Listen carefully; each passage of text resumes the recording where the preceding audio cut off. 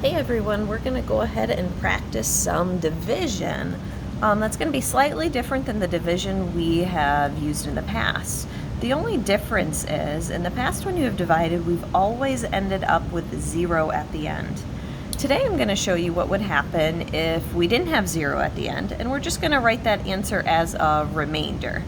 Next week, we'll practice, instead of writing the answer as a remainder, we'll practice writing it as a decimal. So first up, I am going to divide 6,878 divided by 5. We're going to keep using the box method because it has worked well with you. So I'm going to go ahead and draw my long box, and I'm going to divide that into 1, 2, 3, 4 boxes because I have a 4-digit number. I'm going to write each of these digits in each box, and remember, I'm writing it towards the right side of the box. That way, if I need to carry a number to the next box, I have room to write it.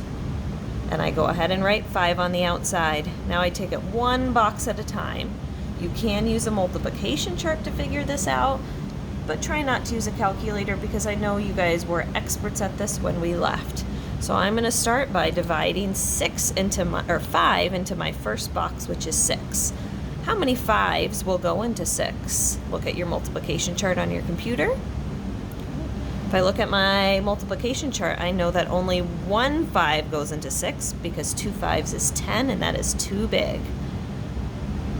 1 times 5 is 5. I write that down below. And do you remember what we do with the number 6 and 5? We subtract. 6 minus 5 is 1. Now we take that 1 and we slide it into the next box. So now I got to figure out how many 5s will go into 18. Look at your multiplication chart to figure out how many 5s go into 18. 3 is the closest to 18 without going over, and 3 times 5 is 15. Just like I did with the first box, I'm going to go ahead and subtract my two numbers. 18 minus 5. 8 minus 5 is 3. 1 minus 1 is 0. I'm not going to write that 0 down. Now I can take that 3 and put it in the next box. All right. So now I get to figure out how many 5s will go into 37.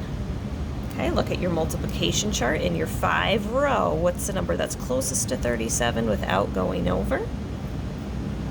It is 7. 7 times 5 is 35. I'm going to subtract my two numbers. 7 minus 5 is 2. 3 minus 3 is 0. All right, lastly, I get to go ahead and put my 2 into the next box. Now I have the division problem of 5 into 28. Go ahead and look at your multiplication chart. What number is closest to 28 in the 5 row without going over? The closest number is 25, which is 5 5s. 5 times 5 is 25. Subtract, and we get 3 left over. And I said today and all of this week, all we're going to do is practice writing it as a remainder. So my answer is 1,375, remainder of what's left over down here. It's not 0 this time, it is 3.